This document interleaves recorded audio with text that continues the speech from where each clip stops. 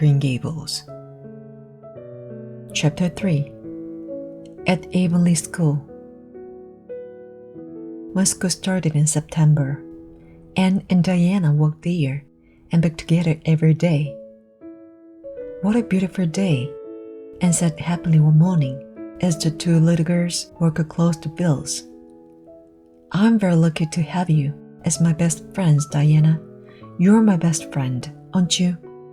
Of course, Anne, replied Diana, taking Anne's hand. And just think, the day you will meet Gilbert Blythe. He's 3 years older than us and very good looking. He's just come back from holiday and starts school today. Oh, boys, said Anne. I'm not interested in them.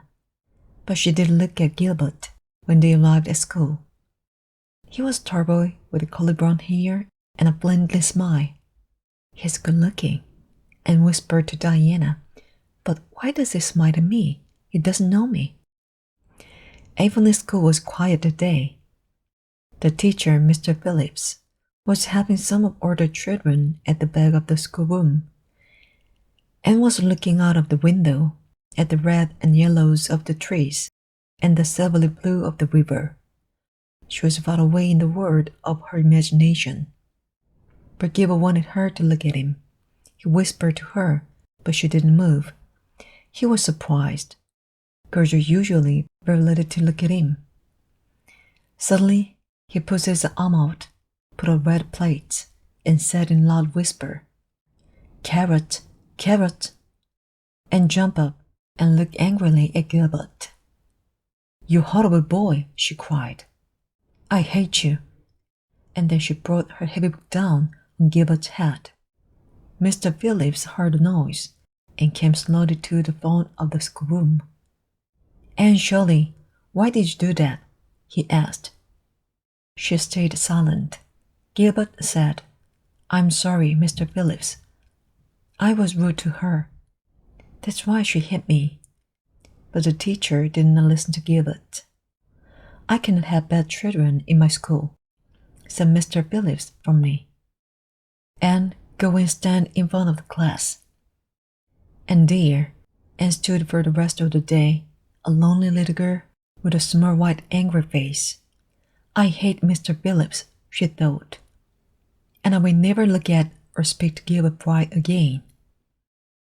The next day, some of the school children were playing in the farmer's field in their lunch hour, so they were a little late for afternoon school.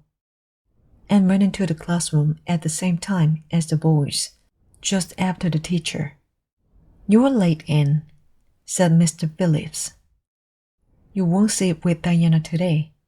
I see that you enjoy being with the boys very much, so go and sit next to Gilbert this afternoon. Anne's face went white. He can't mean it, she thought. Did you hear me, Anne? Asked Mr. Phillips. Yes, sir, said Anne and moved slowly to Gilbert's desk. There she sat down and put her head on the desk with her arms over it. This is the end, she was thinking. I wasn't the only person who was late, and it sent me to sit with the boy, and the boy is a Gilbert Blythe. The rest of the day went very slowly for Anne.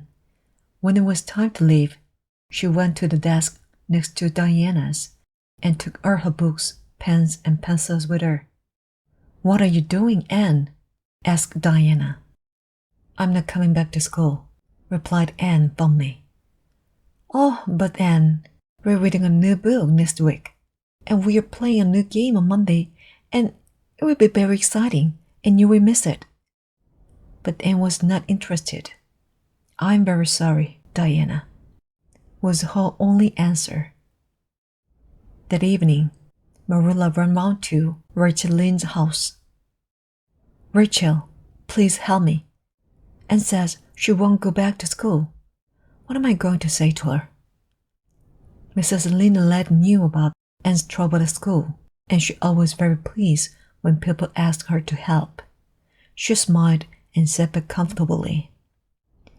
I've had 10 children myself, so I know all about them, she said, and can stay at home for a while, but she will want to go back to school again soon, I'm sure. So Anne stayed at home and only saw Diana in the evenings. She was a child who felt very strongly. She hated Gilbert Blythe, but she really loved Diana. One evening, Marilla found Anne crying in the kitchen. "What's the matter, child?" she asked in surprise. "I love Diana very much," sobbed Anne. "I can live without her, Marilla. But what will happen when she marries? I hate her husband already. I can imagine her in church in a long white dress, and then she will go away, and I will never see her again." Marilla turned away to hide her smiling face. What a strange, funny child it was. Marilla tried not to laugh, but she couldn't stop herself. "You and your imagination, Anne Shirley," she cried, and she laughed and laughed. Mrs. Lynde was right, of course. After a few days, Anne decided to go back to school. All the children were pleased to see her again, but she did not speak to Gilbert Blythe.